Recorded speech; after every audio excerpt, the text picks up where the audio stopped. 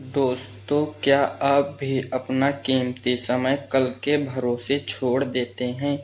आज की यह छोटी सी कहानी आपके सोचने का तरीका बदल देगी। चलिए शुरू करते हैं आज की कहानी। एक बूढ़ा आदमी रहता था।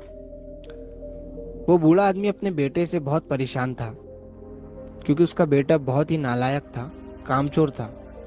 वो कोई काम नहीं करता था और बस गांव में इधर से उधर घूमा करता था। तो एक दिन उस बूढ़े आदमी ने अपने बेटे को सबक सिखाने का सोचा। उसने अपने बेटे को अपने पास बुलाया और उससे कहा कि बेटा, घर के अंदर अलमारी में एक घड़ी रखी हुई है, तुम उसे निकाल कर लाओ। लड़का घर के अंदर गया और उस घड़ी को बाहर निकाल कर लाया। फिर उसके पिता ने उससे कहा कि अब तुम एक काम करो, इस घड़ी को अपने साथ बाजार में लेकर जाओ और जितने लोग भी तुम्हें मिलेंगे सबसे तुम इस घड़ी की कीमत पूछ कर आना।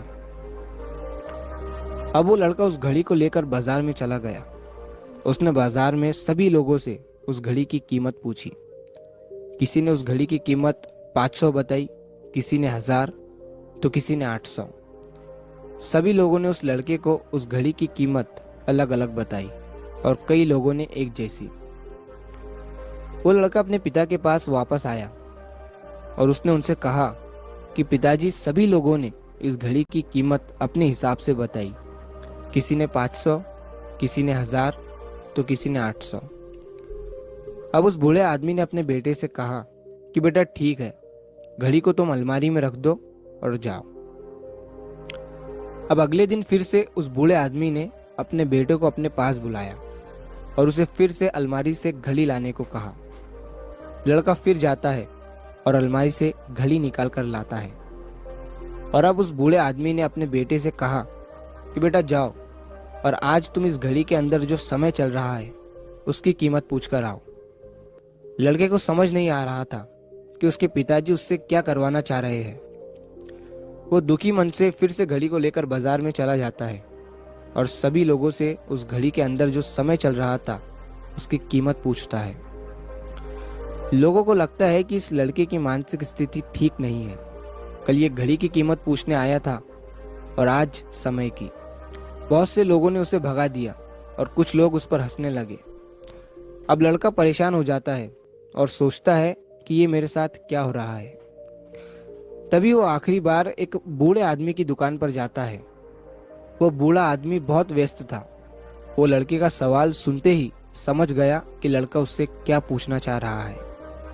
उस बूढ़े आदमी ने अपना कुछ समय निकालकर लड़के से कहा, बेटा, ये जो समय है ना, जिसकी तुम कीमत पूछ रहे हो, इसकी कोई कीमत नहीं लगा सकता है। तुम करोड़ों रुपए देकर भी अपनी जिंदगी का एक सेकंड वापस नहीं ला सकते हो। इसीलिए इस टाइम का सही उपयोग करो। टाइम की एक अच्छी बात है और एक बुरी बात है।